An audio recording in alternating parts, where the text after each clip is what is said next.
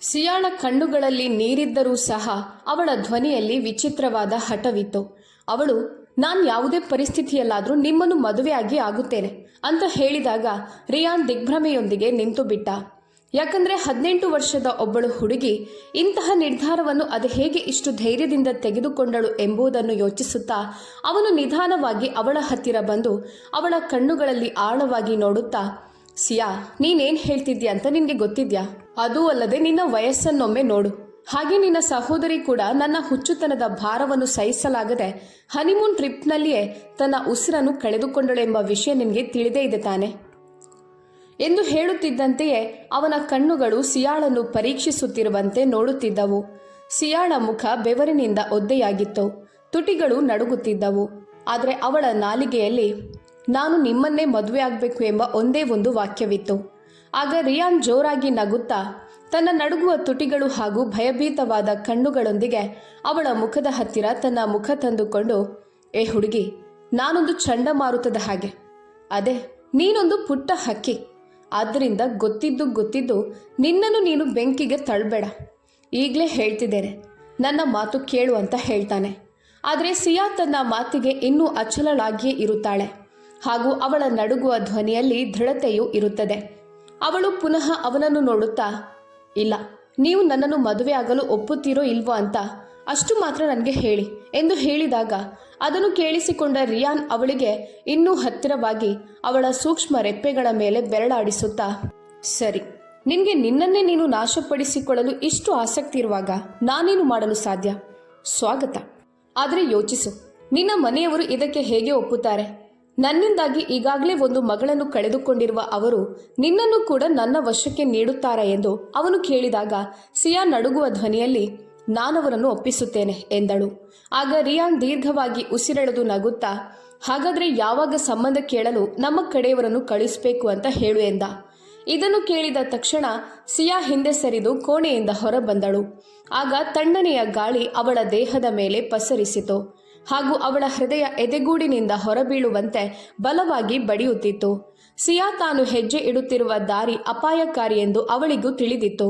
ಆದರೆ ಅವಳ ಹಠ ಅವಳನ್ನು ಹಿಂದೆ ಸರಿಯಲು ಬಿಡುತ್ತಿರಲಿಲ್ಲ. ಅಲ್ಲದೆ ಮನೆಗೆ ಹೋದರೆ ತೊಂದರೆಗಳು ಇನ್ನಷ್ಟು ಹೆಚ್ಚಾಗುತ್ತಿದ್ದವು. ಅವಳ ಹೆತ್ತವರು ರಿಯಾನ್ ಹೆಸರನ್ನು ಕೇಳಿದ ತಕ್ಷಣವೇ ಕೋಪಗೊಳ್ಳುತ್ತಿದ್ದರು. ಹಾಗೆ ಅವರಿಗೆ ಈ ವ್ಯಕ್ತಿ ಅವಳ ಸ್ವಂತ ಸಹೋದರಿಯ ಸಾವಿಗೆ ಕಾರಣನಾಗಿದ್ದವನು ಅಂತ ಗೊತ್ತಿರೋದ್ರಿಂದ ಚಿಕ್ಕ ಮಗಳ ಮದುವೆಯನ್ನು ಅವನೊಂದಿಗೆ ಮಾಡಿಸೋದು ಅಸಾಧ್ಯವಾಗಿತ್ತು. ಆದರೆ ಸಿಯಾ ಅದೇನೇ ಆಗಲಿ ಅವಳ ಜೀವನ ಸಂಗಾತಿ ರಿಯಾನ್ ಮಾತ್ರ ಆಗಿರಬೇಕು ಅಂತ ನಿರ್ಧರಿಸಿಯೇ ಬಿಟ್ಟಿದ್ದಳು.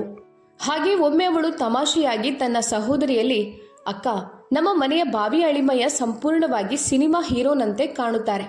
ಅವರನ್ನು ಪಡೆಯಲು ನೀವು ಅದೆಷ್ಟು ಅದೃಷ್ಟ ಮಾಡಿರಬೇಕು ಅಂತ ಹೇಳಿದಳು. ಆಗ ಅವಳ ಅಕ್ಕ, ನಿನಗೆ ಹೀರೋ, ಆದರೆ ನನಗೆ ಅವರು ಅಹಂಕಾರಿಯಂತೆ ಕಾಣ್ತಿದ್ದಾರೆ. ಅಲ್ಲದೆ ನಾನು ಬಾಹ್ಯ ಸೌಂದರ್ಯವನ್ನು ನೋಡಿ ಎಂದಿಗೂ ಆಕರ್ಷಿತಳಾಗೋದಿಲ್ಲ ಅಂತ ಸ್ಪಷ್ಟವಾಗಿ ಉತ್ತರಿಸಿದಳು. ಅವಳ ಆ ಮಾತುಗಳನ್ನೆಲ್ಲ ಕೇಳಿಸಿಕೊಂಡ ಸಿಯಾ ನಗುತ್ತಾ, ನಿಮಗೆ ಗೊತ್ತಿಲ್ಲ ಅಕ್ಕ, ಈಗಿನ ಹುಡುಗಿಯರು ಇಂಥ ಹುಡುಗರಿಗೆ ತಮ್ಮ ಪ್ರಾಣವನ್ನೇ ಕೊಡ್ತಾರೆ. ಹಾಗೆ ನಿಜ ಹೇಳಬೇಕಂದ್ರೆ ನನಗೂ ಇಂಥ ವರನೇ ಬೇಕು ಅಂತ ಸಿಯಾ ಆ ದಿನ ತಮಾಷೆಯಾಗಿ ಹೇಳಿದ್ದಳು. ಆದರೆ ಇಂದು ಅದೇ ತಮಾಷೆ ಅವಳ ಹಠವಾಗಿ ಮಾರ್ಪಟ್ಟಿತು ಹಾಗೂ ಅವಳ ಅದೇ ಹಠ ಅವಳನ್ನು ರಿಯಾನ್ ಮುಂದೆ ತಂದು ನಿಲ್ಲಿಸಿತು.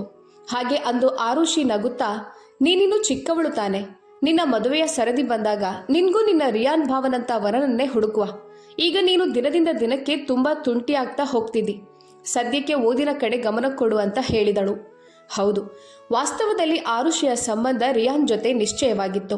ಹಾಗೆ ಅವರಿಬ್ಬರು ಅಕ್ಕ ತಂಗಿ ರಿಯಾನ್ನ ಬಗ್ಗೆ ಮಾತನಾಡುತ್ತಿರುವಾಗಲೇ ಆರುಷಿಯ ಮೊಬೈಲ್ಗೆ ರಿಯಾನ್ನ ಕರೆ ಬಂತು. ಹಾಗಾಗಿ ಆರುಷಿ ಮೊಬೈಲ್ ನೋಡಿದ ತಕ್ಷಣ ತನ್ನ ಹೃದಯದ ಮೇಲೆ ಕೈಯಿಡುತ್ತಾ, ಅಯ್ಯೋ, ಇವರು ನನಗೆ ಯಾಕೆ ಕರೆ ಮಾಡ್ತಿದ್ದಾರೆ ಅಂತ ಗಲಿಬಿಲಿಗೊಂಡಳು. ಅಲ್ಲದೆ ಆರುಷಿ ತನ್ನ ಮೊಬೈಲ್ನಲ್ಲಿ ಮೊದಲೇ ರಿಯಾನ್ ನಂಬರನ್ನು ಸೇವ್ ಮಾಡಿಕೊಂಡಿದ್ದಳು. ಆಗ ಸಿಯಾ ಅವಳನ್ನು ನೋಡುತ್ತಾ ಪುಸ್ತಕ ಮುಚ್ಚಿ, ವಾಹ್, ಎಷ್ಟು ರೊಮ್ಯಾಂಟಿಕ್ ಆಗಿದೆ, ಬೇಗ ಮಾತನಾಡುವಕ್ಕ, ನನಗೂ ಕೇಳಬೇಕು ಎಂದು ಹೇಳಿದಾಗ ಆರುಷಿ ತುಂಟತನದಿಂದ ಕಣ್ಣು ಮಿಟುಕಿಸಿ ಫೋನ್ ಎತ್ತಿದಳು. ಆಗ ತಕ್ಷಣವೇ ಆ ಕಡೆಯಿಂದ, ಹಲೋ, ನನ್ನ ಕಾಲ್ ಎತ್ತಿಕೊಳ್ಳಲು ಯಾಕೆ ನಿಮಗೆ ಇಷ್ಟು ಹೊತ್ತಾಯಿತು ಎನ್ನುತ್ತಾ ರಿಯಾನ್ ನೇರ ಧ್ವನಿಯಲ್ಲೇ ಪ್ರಶ್ನಿಸಿದಾಗ ಆರುಷಿ ಗಾಬರಿಗೊಂಡಳು. ಅವಳು ತೊದಲುತ್ತಾ, ಅದು ನಾನು ಎನ್ನುತ್ತಾ ಏನೋ ಹೇಳಲು ಹೊರಟಾಗಲೇ ಅವನು, ನೋಡಿ, ನಾನು ಒಂದು ವೇಳೆ ಫೋನ್ ಮಾಡಿದರೆ ಮೊದಲ ರಿಂಗಿಗೇನೆ ಅದನ್ನು ಎತ್ತಬೇಕು. ಯಾಕಂದರೆ ನನಗೆ ಕಾಯೋದಂದರೆ ಇಷ್ಟ ಇಲ್ಲ ಎಂದು ಅವನು ಗಂಭೀರವಾಗಿ ಹೇಳುತ್ತಿದ್ದಾಗ ಇತ್ತ ಅವನ ಮಾತುಗಳನ್ನು ಆಲಿಸಿದ ಆರುಷಿ ನಿಧಾನವಾಗಿ ನರ್ವಸ್ ಆಗುತ್ತಾ ಹೋದಳು. ಹಾಗೂ ಅವಳು ತನ್ನ ಮೆದುಧ್ವನಿಯಲ್ಲಿ ಸರಿ, ನಾನು ಪ್ರಯತ್ನಿಸುತ್ತೇನೆ ಅಂತ ಹೇಳಿದಳು. ಆದರೆ ಇದೆಲ್ಲವನ್ನು ಕೇಳಿಸಿಕೊಂಡ ಸಿಯಾ ಒಳಗೊಳಗೆ ಮುಗುಳ್ನಗುತ್ತಿದ್ದಳು. ಆಗ ರಿಯಾನ್ ಪುನಃ ಆದರೆ ನನಗೆ ಈ ರೀತಿ ಹೆದರಿಕೊಂಡು ಎಲ್ಲದಕ್ಕೂ ಹಿಂಜರಿಯುವ ಹುಡುಗಿಯರೆಂದರೆ ಇಷ್ಟನೇ ಇಲ್ಲ.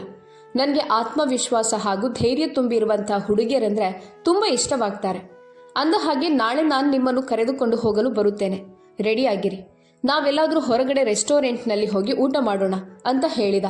ಆಗ ಆರುಷಿ ಆಶ್ಚರ್ಯದಿಂದ ಅದು ರಿಯಾನ್, ನನಗೆ ಇದೆಲ್ಲ ಇಷ್ಟ ಆಗೋದಿಲ್ಲ, ಹಾಗೆ ನಾನು ಹಾಗೆಲ್ಲ ಹೋಗೋಳು ಅಲ್ಲ ಅಂತ ಹೇಳ್ತಾಳೆ. ಆದರೆ ರಿಯಾನ್ ತಣ್ಣನೆಯ ನಗುವಿನೊಂದಿಗೆ ಇಲ್ಲ, ನಾನು ಹೇಳಿದ್ದೆ ನಡೆಯುತ್ತದೆ. ನೀನು ನನ್ನ ಭಾವಿ ಪತ್ನಿ, ಆದ್ದರಿಂದ ನನ್ನ ಇಷ್ಟದಂತೆ ಹೊಂದಿಕೊಳ್ಳಲು ಕಲಿಬೇಕು.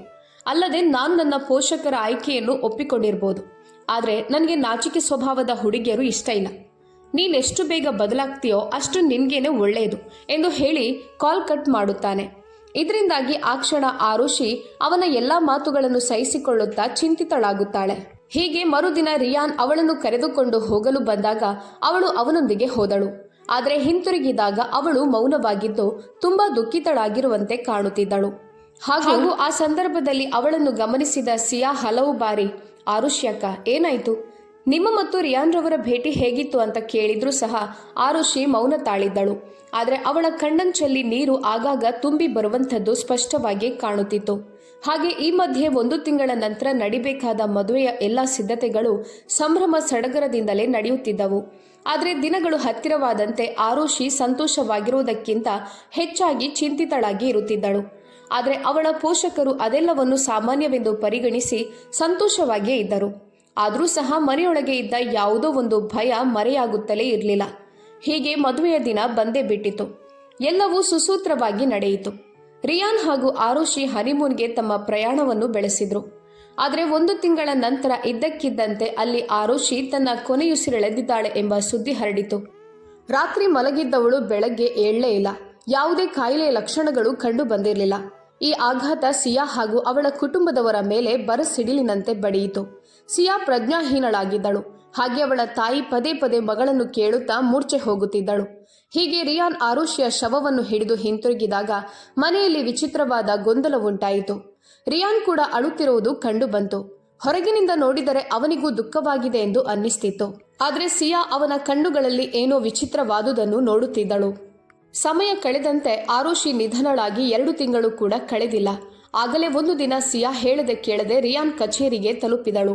ಅಲ್ಲಿಯ ರಿಸೆಪ್ಷನಿಸ್ಟ್ ಮೇಡಮ್ ಅವರಿನ್ನೂ ಕಾರ್ಯನಿರತರಾಗಿದ್ದಾರೆ ಎಂದು ಹೇಳಿದ್ರು. ಸಿಯಾ ಹಠ ಹಿಡಿದು ಅದೇನೇ ಆಗಿರಲಿ, ಅವರಿಗೆ ಹೋಗಿ ಸಿಯಾ ಬಂದಿದ್ದಾಳೆ, ನಿಮ್ಮನ್ನು ಭೇಟಿಯಾಗಲು ಬಯಸ್ತಿದ್ದಾಳೆ ಅಂತ ಹೇಳಿ ಎಂದಳು.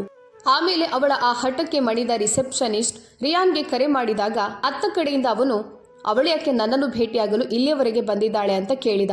ಆಗ ರಿಸೆಪ್ಷನಿಸ್ಟ್ ಗೊತ್ತಿಲ್ಲ ಸರ್, ಅವರೇ ನಿಮ್ಮನ್ನು ನೇರವಾಗಿ ಭೇಟಿ ಮಾಡಿ ಮಾತನಾಡಬೇಕಂತೆ ಅಂತ ಹೇಳ್ತಿದ್ದಾರೆ ಎಂದು ಹೇಳಿದಳು.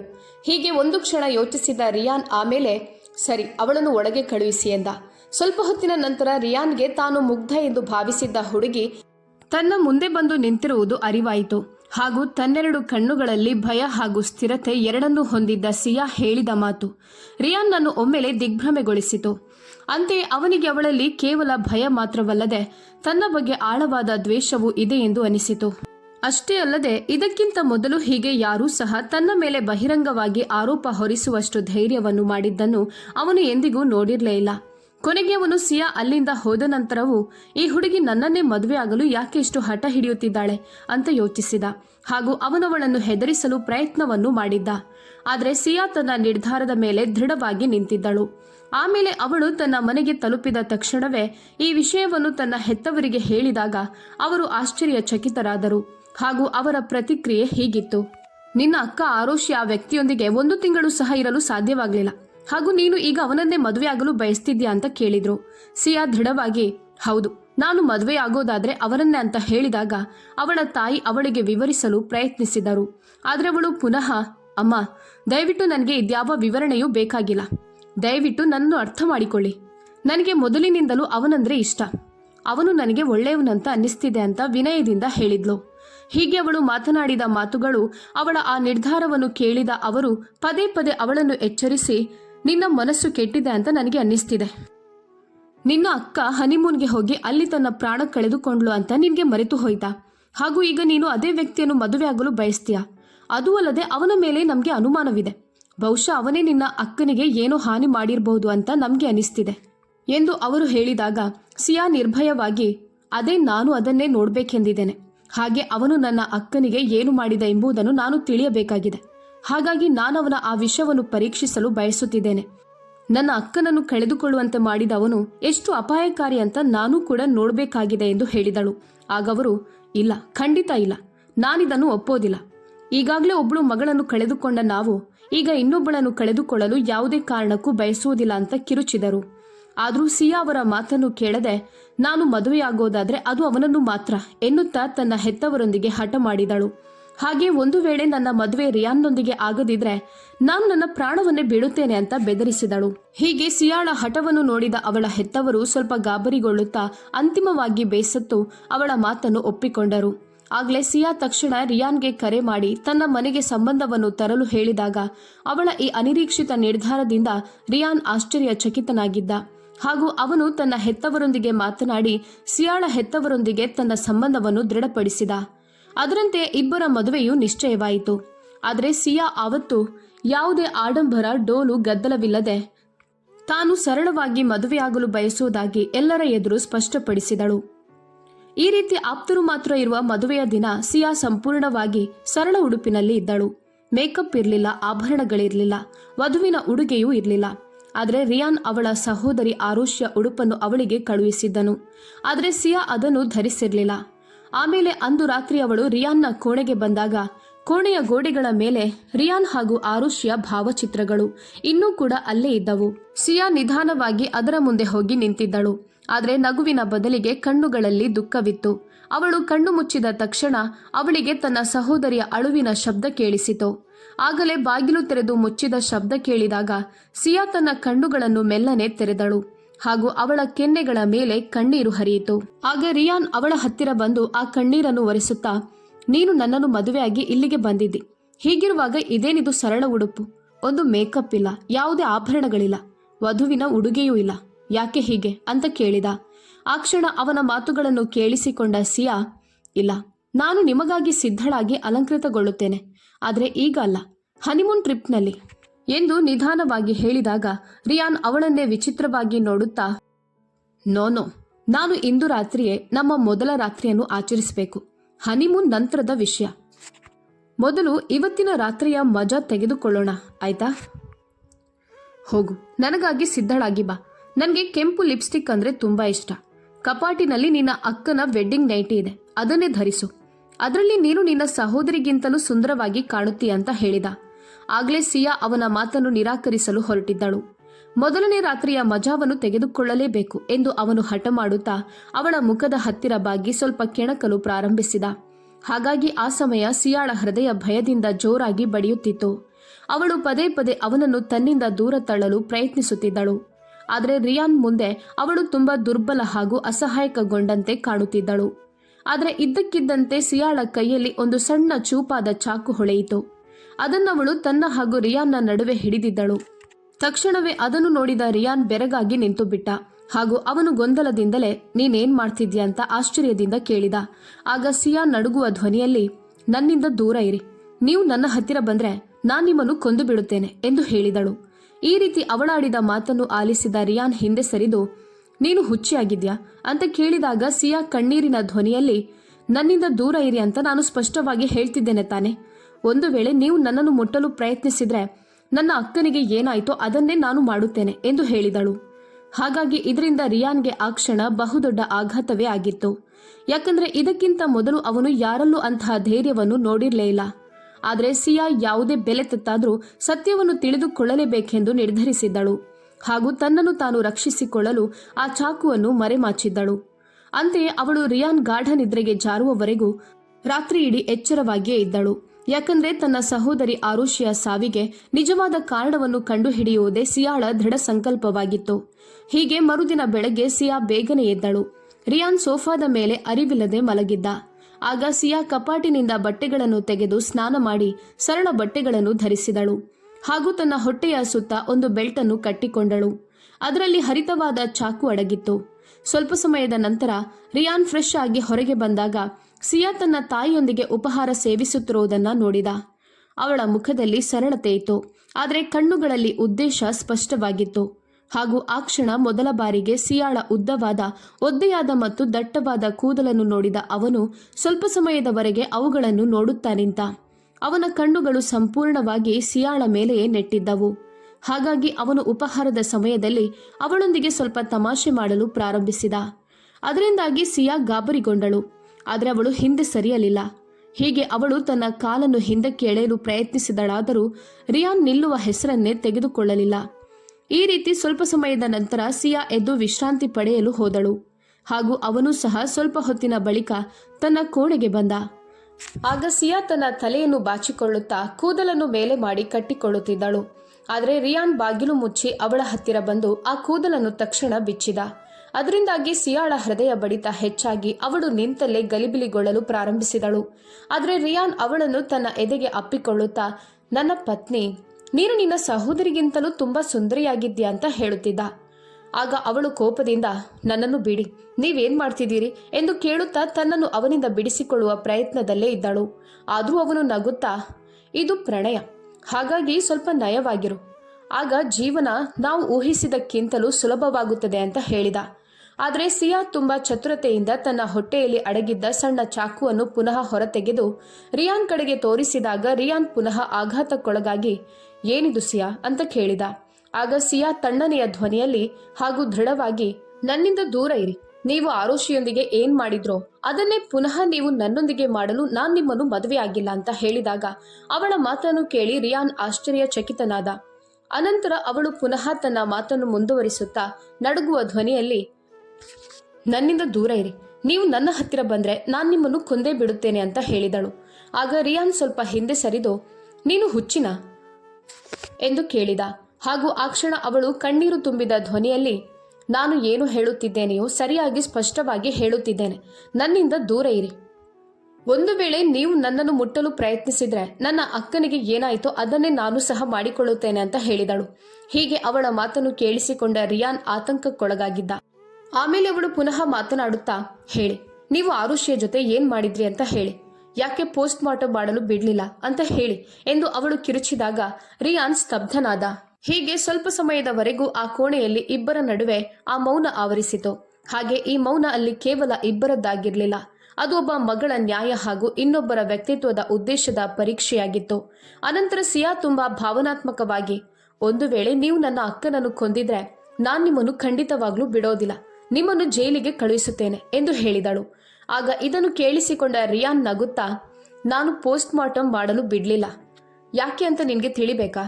ಹಾಗಾದ್ರೆ ನಾನ್ ನಿನ್ಗೆ ಅದನ್ನ ನೇರವಾಗಿ ಹೇಳೋದಿಲ್ಲ, ಸತ್ಯ ತಿಳಿಬೇಕಾದ್ರೆ ಚಾಕು ಇಲ್ಲದೆ ಬಾ ಎಂದು ಅವನು ಹೇಳುತ್ತಿದ್ದಂತೆಯೇ ಸಿಯಾ ತನ್ನ ಬೆಲ್ಟ್ನಲ್ಲಿ ಅಡಗಿದ ರೆಕಾರ್ಡ್ ಅನ್ನು ಸ್ಪರ್ಶಿಸಿದಳು.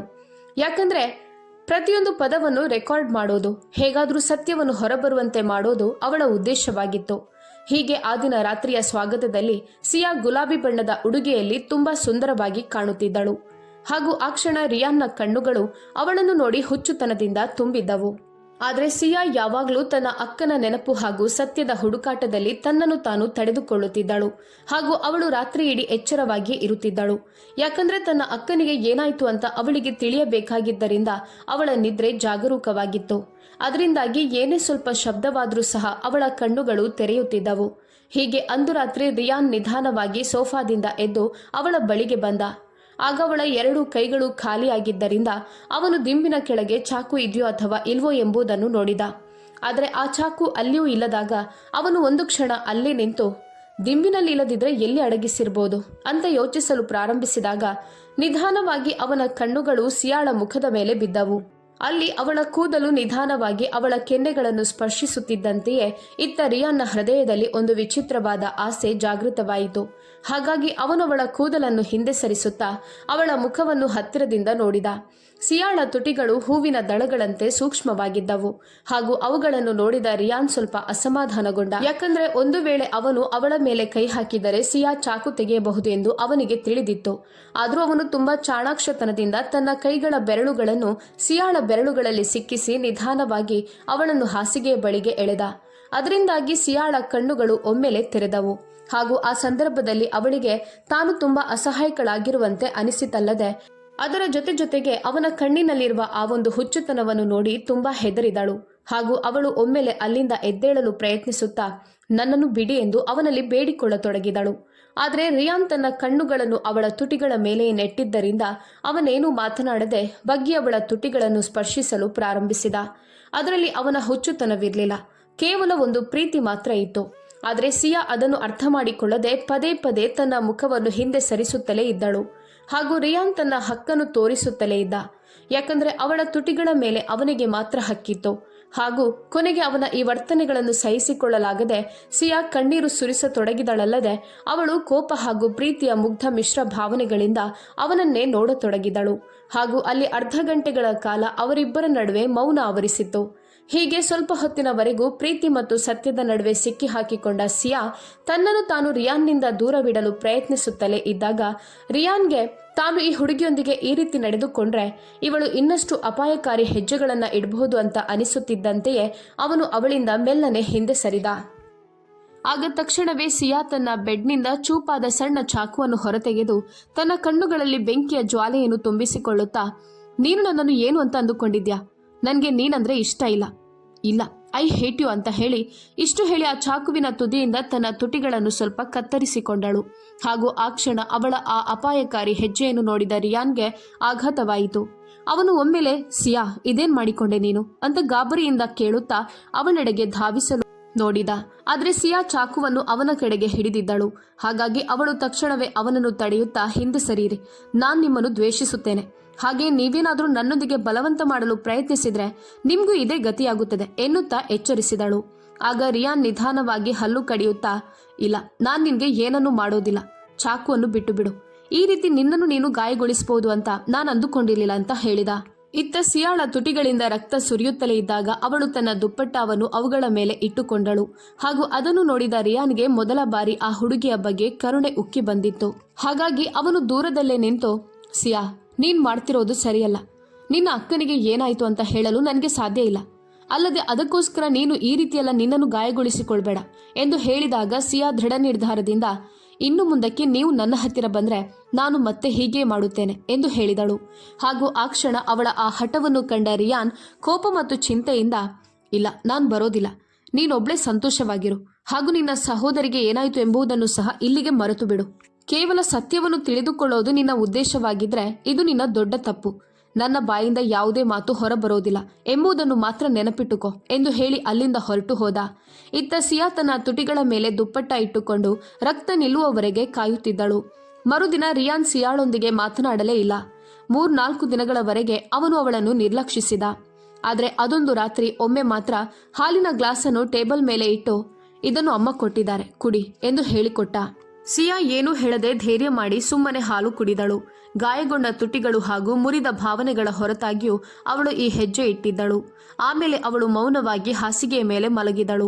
ಸಿಯಾ ಉದ್ದೇಶಪೂರ್ವಕವಾಗಿ ಊಟ ಮಾಡುತ್ತಿಲ್ಲ ಎಂದು ರಿಯಾನ್ಗೆ ತಿಳಿದಿತ್ತು. ಆದ್ದರಿಂದ ಅವನು ತನ್ನ ತಾಯಿಯ ಹೆಸರನ್ನು ಹೇಳಿ ಹಾಲನ್ನು ಇಟ್ಟಿದ್ದ. ಯಾಕಂದ್ರೆ ಸಿಯಾ ರಿಯಾನ್ ಕೊಡುವಂಥ ಯಾವುದೇ ವಸ್ತುವನ್ನು ತಿನ್ನಲು ಅಥವಾ ಕುಡಿಯಲು ಹೋಗುತ್ತಿರಲಿಲ್ಲ. ಅವನು ಅದೆಷ್ಟೇ ಒತ್ತಾಯಿಸಿದ್ರೂ ಅವಳೊಳಗಿರುವ ಭಯ ಅವಳನ್ನು ತುಂಬಾನೇ ಕಾಡುತ್ತಿತ್ತು. ಹಾಗೂ ಈಗ ನಿಜವಾಗಿಯೂ ಅದೇ ಆಯಿತು. ಅದೇನೆಂದ್ರೆ ಸಿಯಾಳ ಹಾಲಿನಲ್ಲಿ ರಿಯಾನ್ ನಿದ್ರೆ ಮಾತ್ರೆಗಳನ್ನು ಬೆರೆಸಿದ್ದ. ಇದರಿಂದ ಆ ಅಪಾಯಕಾರಿ ಚಾಕುವನ್ನು ಅವಳಿಂದ ಶಾಶ್ವತವಾಗಿ ದೂರವಿಡಬಹುದು ಎಂಬುದು ಅವನ ಉದ್ದೇಶವಾಗಿತ್ತು.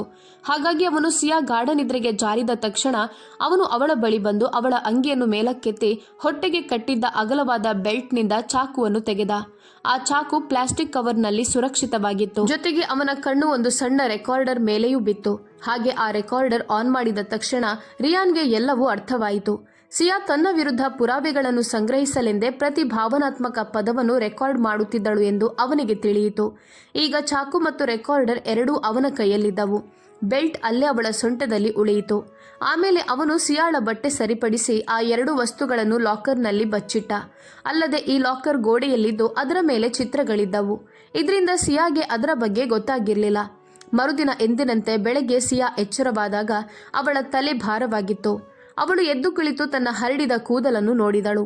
ಪಕ್ಕದಲ್ಲಿ ರಿಯಾನ್ ತನಗೆ ಏನೂ ಅರಿವಿಲ್ಲದವನಂತೆ ಮಲಗಿದ್ದನ್ನು ನೋಡಿ ಸಿಯಾಳ ಹೃದಯ ಒಮ್ಮೆಲೆ ನಡುಗಿದಂತೆ ಆಯಿತು. ಹಾಗೂ ಆ ಕ್ಷಣ ಅವಳು ಸಂಪೂರ್ಣವಾಗಿ ಗಾಬರಿಗೊಂಡಿದ್ದಳು. ಸ್ವಲ್ಪ ಹೊತ್ತಿನ ನಂತರ ರಿಯಾನ್ ಎಚ್ಚರಗೊಂಡು ನಗುತ್ತಾ, ಗುಡ್ ಮಾರ್ನಿಂಗ್ ಸಿಯಾ, ಹೇಗಿದ್ಯಾ? ನಿದ್ದೆ ಚೆನ್ನಾಗಿ ಆಯ್ತಾ ಎಂದು ಕೇಳಿದಾಗ ಸಿಯಾ ಆಶ್ಚರ್ಯದಿಂದ, ನೀವಿಲ್ಲಿ ಏನು ಮಾಡ್ತಿದ್ದೀರಾ ಅಂತ ತಿರುಗಿ ಕೇಳಿದಳು. ಆಗ ರಿಯಾನ್ ನಗುತ್ತಾ, ಏನು ಮಾಡ್ತಿದ್ದೆ ಅಂದರೆ ಏನರ್ಥ? ಮಲಗಿದ್ದೆ ಅಷ್ಟೆ. ಈಗ ನಾನು ಮಲಗೋದಕ್ಕೂ ನಿನ್ನ ಪರ್ಮಿಷನ್ ಕೇಳಬೇಕಾ ಎಂದ. ಆಗ ಸಿಯಾ ತಕ್ಷಣವೇ, ಇಲ್ಲ, ನೀವು ಹಾಲಿನಲ್ಲಿ ಏನೋ ಬೆರೆಸಿದ್ದೀರಿ ಅಂತ ನನಗೆ ಅನ್ನಿಸ್ತಿದೆ. ಯಾಕಂದ್ರೆ ನನ್ನ ನಿದ್ದೆ ಇಷ್ಟು ಗಾಢವಾಗಿರಲು ಸಾಧ್ಯವೇ ಇಲ್ಲ ಎಂದು ಅವಳು ಅವನೊಂದಿಗೆ ಆಕ್ಷೇಪಿಸಿದಾಗ ರಿಯಾನ್ ಯಾವ ಅಳುಕಿಲ್ಲದೆ ಅವಳ ಮಾತನ್ನು ಒಪ್ಪಿಕೊಳ್ಳುತ್ತಾ, ಹೌದು, ನೀನು ನನ್ನ ಹೆಂಡತಿ ಅಲ್ವಾ? ನಿನ್ನ ಕೂದಲಿನೊಂದಿಗೆ ಆಟವಾಡಬೇಕು ಅಂತ ನನ್ನ ಮನಸ್ಸು ತುಂಬಾನೇ ಆಸೆ ಪಡ್ತಿತ್ತು, ಹಾಗೂ ಅದು ನನಗೆ ತುಂಬಾ ಅನಿವಾರ್ಯವಾಗಿತ್ತು. ಒಬ್ಬ ಪತಿಯಾಗಿ ಈಗ ಇಷ್ಟು ಹಕ್ಕು ನನಗಿಲ್ಲದಿದ್ರೆ ಹೇಗೆ ಎಂದು ಕೇಳುತ್ತಾ ಅವನು ಅವಳನ್ನು ಕೆಣಕಿದ. ಆಗ್ಲೇ ಸಿಯಾಳ ಮುಖ ಕೋಪದಿಂದ ಕೆಂಪಾಯಿತು. ಬಹುಶಃ ನೀವು ಮೊದಲು ತೋರಿದಂಥ ನಿಮ್ಮ ಈ ಧೈರ್ಯಕ್ಕೆ ಏನು ಉತ್ತರ ಸಿಕ್ಕಿತೆಂಬುದನ್ನು ಮರೆತಿದ್ದೀರಿ ಅಂತ ಅನ್ನಿಸ್ತಿದೆ ಎಂದು ಹೇಳುತ್ತಾ ಸಿಯಾ ಒಮ್ಮೆಲೆ ಬೆಡ್ಡಿನಿಂದ ಇಳಿದು ಸೈಡ್ ಟೇಬಲ್ ಹಾಗೂ ಡ್ರೆಸ್ಸಿಂಗ್ ಟೇಬಲ್ನ ಡ್ರಾಯರ್ಗಳನ್ನು ತೆರೆಯುತ್ತಾ ಏನೋ ಹುಡುಕಾಡಲು ಪ್ರಾರಂಭಿಸಿದಳು. ಆದರೆ ಈಗ ಅಲ್ಲಿ ಏನೂ ಇರಲಿಲ್ಲ. ಯಾಕಂದ್ರೆ ರಿಯಾನ್ ಕತ್ತರಿ ಮತ್ತು ಚಾಕುವಿನಂಥ ಅಪಾಯಕಾರಿ ವಸ್ತುಗಳನ್ನು ಅಲ್ಲಿಂದ ತೆಗೆದು ಹಾಕಿದ್ದ. ಇದರಿಂದ ಸಿಯಾ ತನಗೆ ತಾನೇ ಏನಾದರೂ ಹಾನಿ ಮಾಡಿಕೊಳ್ಳಬಹುದು ಎಂದು ಅವನಿಗೆ ಮೊದಲೇ ತಿಳಿದಿತ್ತು. ಆಮೇಲೆ ಅವನು ತಕ್ಷಣವೇ ಅವಳ ಹತ್ತಿರ ಹೋಗಿ ಅವಳ ಕೈ ಹಿಡಿದು ತನ್ನ ತೋಳಿನಲ್ಲಿ ಬಳಸಿಕೊಂಡ. ಅದರಿಂದಾಗಿ ಸಿಯಾ ಹೆದರಿ, ನನ್ನನ್ನು ಬಿಡು, ಇಲ್ದಿದ್ರೆ ನನ್ನನ್ನೇ ನಾನು ಮುಗಿಸಿ ಬಿಡುತ್ತೇನೆ ಎಂದು ಹೇಳಿದಾಗ ಅವನು ನಗುತ್ತಾ, ನನಗೆ ನಿನ್ನ ಕೂದಲಿನ ಮೇಲೆ ತುಂಬಾ ಪ್ರೀತಿ ಇದೆ ಸಿಯಾ, ಅದಕ್ಕೋಸ್ಕರ ನಾನೇನು ಹೇಳುತ್ತಿದ್ದೇನೆಯೋ ಅದನ್ನು ಸರಿಯಾಗಿ ಅರ್ಥ ಮಾಡಿಕೊ.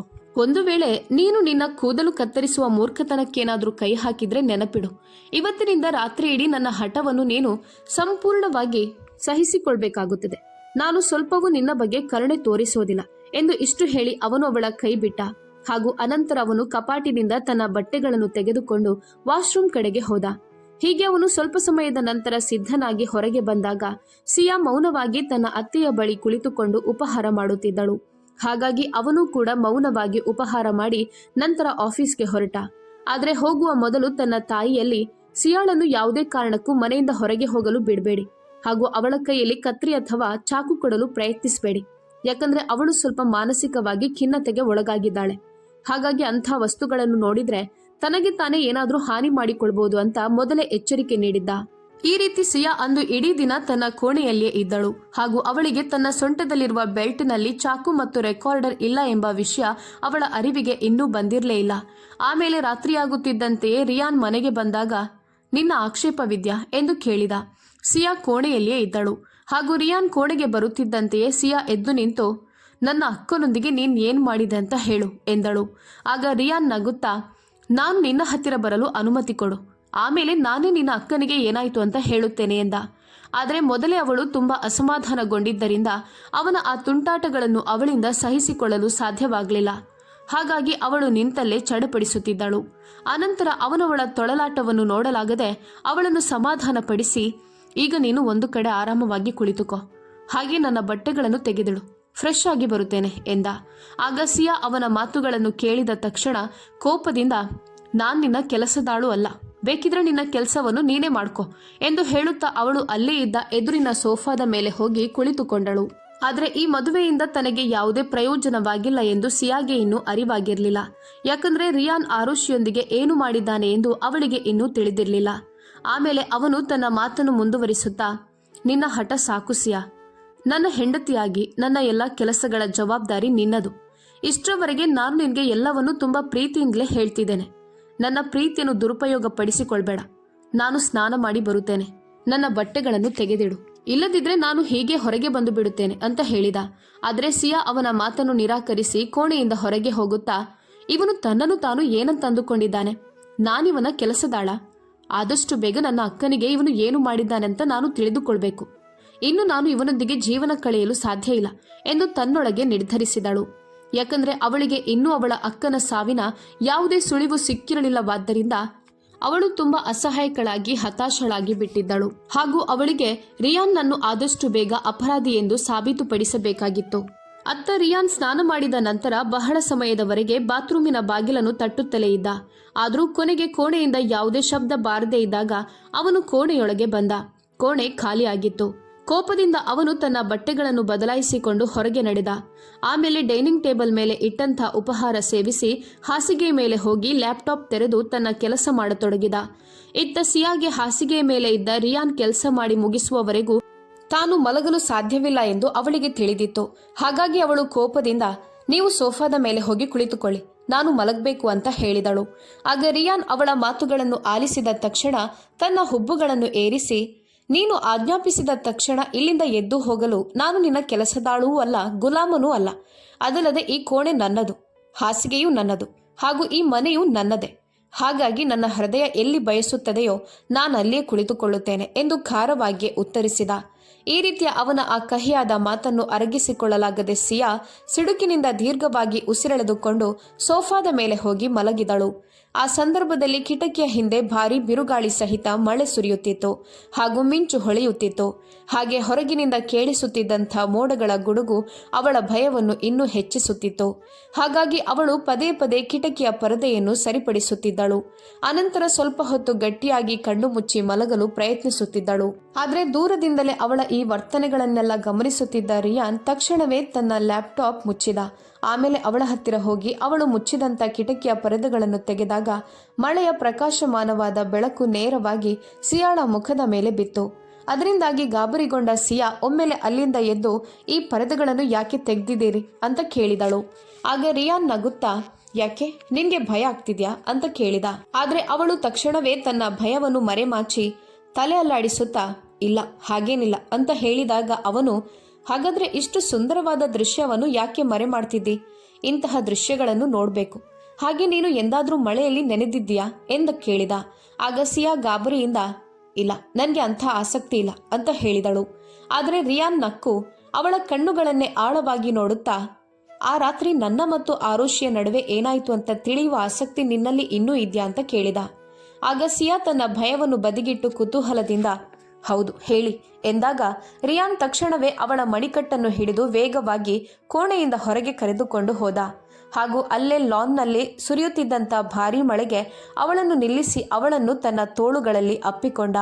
ಆದರೆ ಸಿಯಾ ಭಯದಿಂದ ನಡುಗುತ್ತಾ ಅವನ ಶರ್ಟನ್ನು ಗಟ್ಟಿಯಾಗಿ ಹಿಡಿದುಕೊಂಡಳು ಹಾಗೂ ಅವನ ಎದೆಯಲ್ಲಿ ತನ್ನ ತಲೆಯನ್ನು ಅಡಗಿಸಿದಳು. ಆಮೇಲೆ ಅವಳು ಮೊದಲ ಬಾರಿಗೆ ಅವನ ಹೆಸರನ್ನು ಕರೆದು, ರಿಯಾನ್, ನನಗೆ ಭಯ ಆಗ್ತಿದೆ, ದಯವಿಟ್ಟು ನಾನು ಒಳಗೆ ಹೋಗಬೇಕು ಎಂದಳು. ಆಗ ಅವನು ಅವಳ ಕಿವಿಯ ಹತ್ತಿರ ಬಾಗಿ, ನಾನಿರುವಾಗ ನೀನು ಯಾಕೆ ಹೆದರ್ತಿದ್ದೆ? ನಾನು ನಿನ್ನ ಜೀವನ ಸಂಗಾತಿ, ನಾನಿರುವಾಗ ನೀನು ಹೆದರಬಾರ್ದು, ಬದಲಿಗೆ ನಿರ್ಭಯಳಾಗಬೇಕು ಎನ್ನುತ್ತಾ ಅವನು ಮಾದಕತೆಯೊಂದಿಗೆ ಪಿಸುಗುಟ್ಟಿದಾಗ ಅದೇ ಕ್ಷಣದಲ್ಲಿ ಸಿಯಾ ತನ್ನ ಹೊಟ್ಟೆಯ ಬೆಲ್ಟ್ನೊಳಗಿಂದ ಚಾಕುವನ್ನು ಹೊರತೆಗೆಯಲು ಪ್ರಯತ್ನಿಸಿದಳು. ಆದರೆ ಅಲ್ಲಿ ಏನೂ ಇರಲಿಲ್ಲ. ರೆಕಾರ್ಡರ್ ಕೂಡ ಕಣ್ಮರೆಯಾಗಿತ್ತು. ಹಾಗಾಗಿ ಗಾಬರಿಗೊಂಡ ಸಿಯಾ ರಿಯಾನ್ ಕಡೆಗೆ ನೋಡುತ್ತಾ, ನೀವು ಉದ್ದೇಶಪೂರ್ವಕವಾಗಿ ನನ್ನೊಂದಿಗೆ ಈ ರೀತಿ ನಡೆದುಕೊಂಡಿದ್ದೀರಾ? ಬೇಕು ಅಂತಲೇ ನಶೆ ಇರುವ ಹಾಲನ್ನು ಕುಡಿಸಿ ನನ್ನೊಂದಿಗೆ ಇದೆಲ್ಲವನ್ನು ಮಾಡಿ ನನ್ನ ಪ್ರಜ್ಞಾಹೀನ ಸ್ಥಿತಿಯ ಲಾಭ ಪಡೆದ್ರಾ ಎಂದು ಅವಳು ಕೇಳಿದಾಗ ರಿಯಾನ್ ನಗುತ್ತಾ ಹೇಳಿದ, ಯಾವ ತಪ್ಪು, ಯಾವ ಲಾಭ? ನನ್ನೊಂದಿಗೆ ನಿನ್ನ ಮದುವೆಯಾಗಿದೆ. ಅಲ್ಲದೆ ಮದುವೆಯ ಅರ್ಥ ಏನು ಅಂತ ನಿನಗೆ ಗೊತ್ತಿದೆಯಲ್ಲ. ಇದರರ್ಥ ನೀನು ನನಗೆ ಸಂಪೂರ್ಣವಾಗಿ ನ್ಯಾಯಸಮ್ಮತಳು ಅಂತ. ಹಾಗಾಗಿ ನಾನು ಯಾವಾಗ ಬೇಕಾದರೂ ಎಲ್ಲಿ ಬೇಕಾದರೂ ನಿನ್ನಿಂದ ಲಾಭ ಪಡಿಬಹುದು. ಅಲ್ಲದೆ ನಿನ್ನ ಮದುವೆ ಏನೋ ನನ್ನೊಂದಿಗೆ ಬಲವಂತವಾಗಿ ಆಗಿರಲಿಲ್ಲ, ಬದಲಿಗೆ ನೀನೇ ನನ್ನನ್ನು ಮದುವೆ ಆಗಲು ಬಯಸ್ತಿದ್ದೀಯ ಅಂತ ಹೇಳಿದ್ದ ತಾನೆ ಎಂದು ಅವನು ಕೇಳಿದಾಗ ಸಿಯಾ ಅವನನ್ನು ವಿರೋಧಿಸುತ್ತಾ, ನಿಮ್ಗೆ ನನ್ನ ಉದ್ದೇಶ ಏನು ಅಂತ ಈಗ ತಿಳಿಯಿತಲ್ವಾ? ಹಾಗಾದ್ರೆ ಈಗ ನೀವು ನನ್ನ ಅಕ್ಕನನ್ನು ಯಾಕೆ ಕೊಂದ್ರಿ ಅಂತ ಹೇಳಿ ಅಂತ ಕೇಳಿದಳು. ಆಗ ರಿಯಾನ್ ಅವಳನ್ನು ಇನ್ನಷ್ಟು ಬಿಗಿಯಾಗಿ ತಬ್ಬಿಕೊಂಡು ತನ್ನ ಹತ್ತಿರಕ್ಕೆ ಸೆಳೆಯುತ್ತಾ ಅವಳ ಒದ್ದೆ ಕೂದಲನ್ನು ಸರಿಸಿ ನಿಧಾನವಾಗಿ, ಹೌದು, ನಾನು ನಿನ್ನ ಅಕ್ಕನನ್ನು ಕೊಂದೆ ಎಂದು ಅವಳ ಕಿವಿಯಲ್ಲಿ ನಿಧಾನವಾಗಿ ಹೇಳಿದ. ಹಾಗೂ ಮುಂದಿನ ಕ್ಷಣವೇ ಅವನವಳನ್ನು ತನ್ನ ತೋಳುಗಳಲ್ಲಿ ಎತ್ತಿಕೊಂಡು ವೇಗವಾಗಿ ಕೋಣೆಯ ಕಡೆಗೆ ಸಾಗಿದ. ಇದರಿಂದಾಗಿ ಸಿಯಾಳ ಕಣ್ಣುಗಳು ತೆರೆದೇ ಇದ್ದವು ಹಾಗೂ ಅವನ ಮಾತುಗಳು ಅವಳ ಕಿವಿಯಲ್ಲಿ ಪ್ರತಿಧ್ವನಿಸುತ್ತಲೇ ಇದ್ದವು. ಹಾಗೆ ಹೌದು, ನಾನೇ ಕೊಂದೆ ಎಂಬ ಅವನ ಬಾಯಿಂದ ಬಿದ್ದಂಥ ಈ ಮಾತುಗಳು ಅವಳ ಉದ್ದೇಶವನ್ನು ಪೂರೈಸಿದ್ದವು. ಆದರೆ ಈ ಸತ್ಯವನ್ನು ಅವಳಿಂದ ಅರಗಿಸಿಕೊಳ್ಳುವುದಕ್ಕಾಗ್ಲಿ ಹಾಗೆ ನಂಬುವುದಕ್ಕಾಗ್ಲಿ ಅವಳಿಂದ ಸಾಧ್ಯವಾಗುತ್ತಿರಲಿಲ್ಲ. ಹಾಗೆ ಇತ್ತ ರಿಯಾನ್ ಅವಳನ್ನು ಹಾಸಿಗೆ ಮೇಲೆ ಮಲಗಿಸಿ ತಾನೂ ಸಹ ಅವಳ ಕಡೆಗೆ ಬಾಗಿದ. ಈಗ ರಿಯಾನ್ನ ತಡೆಯುವುದು ಅಸಾಧ್ಯ ಎಂದು ಸಿಯಾಳಿಗೂ ತಿಳಿದಿತ್ತು. ಹಾಗಾಗಿ ಅವಳವನಲ್ಲಿ, ನೋಡು, ನೀನ್ ನನ್ನೊಂದಿಗೆ ಬಲವಂತ ಮಾಡಿದ್ರೆ ಎಂದು ಅವಳು ತನ್ನ ಮಾತು ಪೂರ್ಣಗೊಳಿಸುವ ಮೊದಲೇ ರಿಯಾನ್ ತನ್ನ ತುಟಿಗಳಿಂದ ಅವಳ ತುಟಿಗಳನ್ನು ಮುಚ್ಚಿದ. ಹಾಗೂ ಅನಂತರ ಅವನು, ಸಿಯಾ, ನಾನ್ ನಿನ್ನ ಅಕ್ಕ ಆರುಷಿಗೆ ಏನೂ ಮಾಡಿಲ್ಲ. ಆದರೆ ನೀನು ಸಂಪೂರ್ಣವಾಗಿ ನನ್ನವಳಾದ್ರೆ ಮಾತ್ರ ನಾನು ನಿನ್ಗೆ ಆ ಸತ್ಯವನ್ನು ಹೇಳುತ್ತೇನೆ. ಹಾಗೆ ಈಗ ನಾನು ಈ ಮಳೆಯನ್ನು ಆನಂದಿಸಬೇಕು. ಅದಕ್ಕೋಸ್ಕರ ನಿನ್ನ ಬಡಬಡಿಕೆಯನ್ನು ಕೇಳಲು ನನಗೆ ಇಷ್ಟ ಇಲ್ಲ ಎಂದು ಅವನವಳನ್ನು ತನ್ನ ಹತ್ತಿರಕ್ಕೆ ಬಳಸಿಕೊಂಡು ನಿಧಾನವಾಗಿ ಅವಳ ಕಿವಿಯಲ್ಲಿ ತನ್ನ ಆತಂಕ ಮತ್ತು ಆಸೆಗಳನ್ನು ಹೇಳುತ್ತಿದ್ದ. ಹಾಗೂ ಸಿಯಾ ಪದೇ ಪದೇ ತನ್ನನ್ನು ಅವನಿಂದ ಬಿಡಿಸಿಕೊಳ್ಳಲು ಪ್ರಯತ್ನಿಸುತ್ತಿದ್ದಳು. ಆದರೆ ಅವನು ಆ ಸಮಯದಲ್ಲಿ ಅವಳನ್ನು ಸಂಪೂರ್ಣವಾಗಿ ಎಲ್ಲ ರೀತಿಯಿಂದಲೂ ಅಸಹಾಯಕಳನ್ನಾಗಿ ಮಾಡಿದ್ದರಿಂದ ಅವನನ್ನು ತನ್ನಿಂದ ದೂರ ಮಾಡಲು ಅವಳ ಬಳಿ ಏನೂ ಇರಲಿಲ್ಲ. ಅದಲ್ಲದೆ ಆ ಸಂದರ್ಭದಲ್ಲಿ ಅವಳಿಗೆ ತನ್ನ ಮದುವೆಯ ನಿರ್ಧಾರವೂ ಸಹ ತುಂಬ ಭಾವನಾತ್ಮಕವಾಗಿ ಕಾಣಿಸ್ತಿತ್ತು. ಹಾಗಾಗಿ ಅವಳು ಅಳುತ್ತಾ, ನಾನು ಬೆಳಗ್ಗೆ ಆಗುವಷ್ಟರಲ್ಲಿ ನನ್ನನ್ನು ನಾನೇ ಮುಗಿಸಿಬಿಡುತ್ತೇನೆ ಅಂತ ಹೇಳಿದಳು. ಆಗ ರಿಯಾನ್ ತುಂಬ ನಿರ್ದಯವಾಗಿ, ಆಯಿತು, ನಿನ್ನ ಅಕ್ಕನಂತೆ ನೀನು ಸಹ ನಿನ್ನನ್ನು ನೀನೇ ಕೊಂದುಕೋ, ನನ್ಗೇನು, ನಾನು 3ನೇ ಹುಡುಗಿಯನ್ನು ಮದುವೆಯಾಗುತ್ತೇನೆ ಎಂದು ಹೇಳಿದ. ಇದನ್ನು ಕೇಳಿ ಸಿಯಾ ಕೋಪದಿಂದ, ನೀವು ಮನುಷ್ಯರಲ್ಲ, ಮನುಷ್ಯ ರೂಪದಲ್ಲಿರುವ ರಾಕ್ಷಸ, ನಿಮ್ಮಂಥವರಿಗೆ ಮರಣದಂಡನೆಯನ್ನೇ ವಿಧಿಸಬೇಕು, ನೀನೊಬ್ಬ ಮರಣದಂಡನೆಕಾರ ಎಂದು ಹೇಳುತ್ತಾ ಕೆರಳಿದಳು. ಆಗ ಅವನು, ಹೌದು, ನಾನು ಮರಣದಂಡನೆಕಾರ, ಹಾಗೂ ಇಂದು ನಾನು ನಿನಗೆ ಎಷ್ಟು ಅಪಾಯಕಾರಿ ಮರಣದಂಡನೆಕಾರ ಅಂತ ತೋರಿಸಿ ಬಿಡುತ್ತೇನೆ ಅಂತ ಹೇಳುತ್ತಾ ಅವನು ಕೋಣೆಯ ಬಾಗಿಲು ಮುಚ್ಚಿ ಪುನಃ ಅವಳ ಹತ್ತಿರ ಬಂದ. ಆಗ ಸಿಯಾ ತಕ್ಷಣವೇ ಹಾಸಿಗೆಯ ಇನ್ನೊಂದು ಬದಿಯಲ್ಲಿ ಹೋಗಿ ನಿಂತಳು. ಹಾಗೂ ಅವಳ ಆ ವರ್ತನೆಯನ್ನು ನೋಡಿದ ರಿಯಾನ್, ನೋಡು, ನನಗೆ ತೊಂದರೆ ಕೊಡಬೇಡ ಎಂದು ಹೇಳಿದಾಗ ಸಿಯಾ ಕಿರುಚುತ್ತಾ, ನೀನೊಬ್ಬ ಕೊಲೆಗಾರ, ಮೋಸಗಾರ, ವಂಚಕ, ನಾನಿನ್ನು ನಿನ್ನ ಜೊತೆ ಇರಲು ಬಯಸೋದಿಲ್ಲ ಅಂತ ಹೇಳಿದಳು. ಆಗ ರಿಯಾನ್ ಕೋಪದಿಂದ, ನೀನು ನಿನ್ನ ಇಚ್ಛೆಯಂತೆ ನನ್ನನ್ನು ಮದುವೆಯಾಗಿದ್ಯಲ್ವಾ, ಹಾಗಾಗಿ ನೀನು ಇಲ್ಲೇ ನನ್ನ ಜೊತೆ ಇರಲೇಬೇಕು ಎಂದು ಹೇಳುತ್ತಾ ಅವನು ಅವಳ ಕಡೆಗೆ ರಭಸವಾಗಿ ನಡೆದ. ಹಾಗೂ ಅವನ ಆ ರೂಪವನ್ನು ನೋಡಿದ ಸಿಯಾ ಹಿಂದೆ ಸರಿದು ಗೋಡೆಗೆ ಅಂಟಿಕೊಂಡಳು. ಆಗ ಆ ಕ್ಷಣವೇ ರಿಯಾನ್ ತನ್ನ 2 ಕೈಗಳನ್ನು ಗೋಡೆಗೆ ಇಟ್ಟುಕೊಂಡು ಅವಳು ತಪ್ಪಿಸಿಕೊಳ್ಳುವ ಎಲ್ಲ ಮಾರ್ಗಗಳನ್ನು ಸಂಪೂರ್ಣವಾಗಿ ನಿರ್ಬಂಧಿಸಿದ. ಆದರೆ ಸಿಯಾ ಅಳಲು ಪ್ರಾರಂಭಿಸಿದಳು. ಹಾಗೂ ನೀವು ನನ್ನ ಅಕ್ಕನನ್ನು ಕೊಂದ ಕೊಲೆಗಾರರು ಅಂತ ಪದೇ ಪದೇ ಪುನರಾವರ್ತಿಸತೊಡಗಿದಳು. ಹೀಗೆ ಸ್ವಲ್ಪ ಸಮಯದವರೆಗೂ ಅವಳ ಮುಖವನ್ನೇ ನೋಡುತ್ತಿದ್ದ ರಿಯಾನ್ ಅವಳ ಅಸಹಾಯಕತೆಯನ್ನು ಕಂಡು ಶಾಂತನಾಗಿ ನಂತರ ಗಂಭೀರವಾದ ಧ್ವನಿಯಲ್ಲಿ, ನಿನ್ನ ಅಕ್ಕನಿಗೆ ನಾನು ಏನನ್ನೂ ಮಾಡಿಲ್ಲ, ಬದಲಾಗಿ ಅವಳು ಬೇರೊಬ್ಬರನ್ನು ಪ್ರೀತಿಸ್ತಿದ್ಲು, ಅವಳು ಬೇರೊಬ್ಬನನ್ನು ಇಷ್ಟಪಡ್ತಿದ್ರೂ ಸಹ ತಂದೆ ತಾಯಿಯ ಮಾತಿಗೆ ಮಣಿದು ನನ್ನೊಂದಿಗೆ ಮದುವೆ ಎಂಬ ಸಂಬಂಧದಲ್ಲಿ ಬೆರೆತಳು. ಅಲ್ಲದೆ ಆವತ್ತು ನಾನು ಅವಳನ್ನು ಮೊದಲ ಬಾರಿಗೆ ರೆಸ್ಟೋರೆಂಟ್ಗೆ ಕರೆದಾಗ ನಮಗೆ ಇಬ್ಬರಿಗೂ ನಿಶ್ಚಿತಾರ್ಥವಾಗಿತ್ತು. ಹಾಗೆ ನಮ್ಮ ಮದುವೆಯ ಕಾರ್ಡ್ಗಳು ಸಹ ಮುದ್ರಿತವಾಗಿತ್ತು. ಆಗ ಅವಳು ನನ್ನಲ್ಲಿ ಬಂದು ತಾನು ಬೇರೊಬ್ಬನನ್ನು ಇಷ್ಟಪಡ್ತಿದೆ ಅಂತ ಹೇಳಿದ್ದಳು. ಹೌದು, ಆದರೆ ನಾನವಳನ್ನು ಒಪ್ಪಿಕೊಳ್ಳುವುದನ್ನು ಬಿಟ್ಟು ನನಗೆ ಬೇರೆ ದಾರಿ ಇರಲಿಲ್ಲ. ಯಾಕಂದರೆ ಇದು ನನ್ನ ಕುಟುಂಬದ ಗೌರವದ ಪ್ರಶ್ನೆಯಾಗಿತ್ತು. ಅದರ ನಂತರ ಮದುವೆ ಮುಗಿದ ಮೇಲೆ ನಾನವಳನ್ನು ಮುಟ್ಲೇ ಇಲ್ಲ. ಆದರೆ ಹನಿಮೂನ್ಗೆ ಸ್ಥಳವನ್ನು ಅವಳೇ ಆಯ್ಕೆ ಮಾಡಿದ್ಲು. ಯಾಕಂದರೆ ಅಲ್ಲಿ ಅವಳು ಪ್ರೀತಿಸ್ತಿದ್ದ ಹುಡುಗ ವಾಸಿಸ್ತಿದ್ದಾನೆ ಎಂಬುದನ್ನು ಅವಳು ಅನಂತರ ನನಗೆ ಹೇಳಿದ್ಲು. ಆಗ ನಾನವಳಲ್ಲಿ ಆ ಹುಡುಗನನ್ನು ನನಗೆ ಒಮ್ಮೆ ಭೇಟಿ ಮಾಡಿಸುವಂತ ಕೇಳಿಕೊಂಡಿದ್ದೆ. ಹಾಗೂ ಅನೇಕ ಹುಡುಗರು ಪ್ರೀತಿಯ ಹೆಸರಿನಲ್ಲಿ ಮೋಸ ಮಾಡ್ತಾರೆ. ಒಂದು ವೇಳೆ ಅವನು ನಿನಗೆ ಯೋಗ್ಯನಾಗಿದ್ದರೆ ನಾನು ಸ್ವತಃ ವಿಚ್ಛೇದನ ನೀಡಿ ಆ ಹುಡುಗನೊಂದಿಗೆ ನಿನ್ನ ಮದುವೆ ಮಾಡಿಸುತ್ತೇನೆ ಅಂತ ಭರವಸೆ ನೀಡಿ ಎಲ್ಲ ರೀತಿಯಿಂದಲೂ ಮನವರಿಕೆಯನ್ನು ಮಾಡಿಸಿದ್ದೆ. ಆದರೆ ನಿನ್ನ ಅಕ್ಕ ತುಂಬ ಹಠಮಾರಿಯಾಗಿದ್ಲು. ಹಾಗೂ ಆ ರಾತ್ರಿ ಅವಳು ನನಗೆ ಹೇಳದೆಯೇ ಅದೇ ಹುಡುಗನ ಬಳಿಗೆ ಹೋಗಿದ್ದಳು. ಮತ್ತು ಅವಳು ನನ್ನ ಕೋಣೆಗೆ ಹಿಂತಿರುಗಿದಾಗ ಬಾಗಿಲು ತಟ್ಟುತ್ತಿದ್ದಂತೆ ಪ್ರಜ್ಞೆ ತಪ್ಪಿ ಬಿದ್ಲು. ಆಗ ಅವಳ ಆ ಪರಿಸ್ಥಿತಿಯನ್ನು ನೋಡಿದರೆ ಅವನು ಅವಳ ಜೀವನದ ಜೊತೆ ಚೆಲ್ಲಾಟ ಆಡಿದ್ದಾನೆ ಎಂಬುದು ಸರಿಯಾಗಿ ಗೊತ್ತಾಗ್ತಿತ್ತು. ಹಾಗಾಗಿ ನಾನವಳನ್ನು ಆಸ್ಪತ್ರೆಗೆ ಕರೆದುಕೊಂಡು ಹೋದೆ. ಆದರೆ ವೈದ್ಯರು ಅವಳ ಬಗ್ಗೆ ಸಂಪೂರ್ಣವಾಗಿ ನಿರಾಶೆಗೊಂಡಿದ್ದರು. ಯಾಕಂದರೆ ಆ ಹುಡುಗ ಅವಳೊಂದಿಗೆ ರಾಕ್ಷಸನಂತೆ ವರ್ತಿಸಿದ್ದ. ಹಾಗೆ ಸಾಯುವ ಮೊದಲು ನಾನವಳ ಸತ್ಯವನ್ನು ಅವಳ ಕುಟುಂಬಕ್ಕೆ ಹೇಳಬಾರ್ದು ಅಂತ ಅವಳು ನನ್ನಲ್ಲಿ ಆಣೆಯನ್ನು ಮಾಡಿಸಿದ್ಲು. ಇದರಿಂದ ಅವಳು ಸತ್ತ ನಂತರವೂ ಅವಳ ಹೆತ್ತವರು ಅವಳ ಮೇಲಿನ ಭರವಸೆಯನ್ನು ಕಳೆದುಕೊಳ್ಳದೇ ಇರಲಿ ಎಂಬುದು ಅವಳ ಉದ್ದೇಶವಾಗಿತ್ತು. ಹಾಗೆ ನಾನು ಸಹ ಆ ಭರವಸೆಯನ್ನು ಇಲ್ಲಿಯವರೆಗೆ ಉಳಿಸಿಕೊಂಡು ಬಂದಿದ್ದೇನೆ.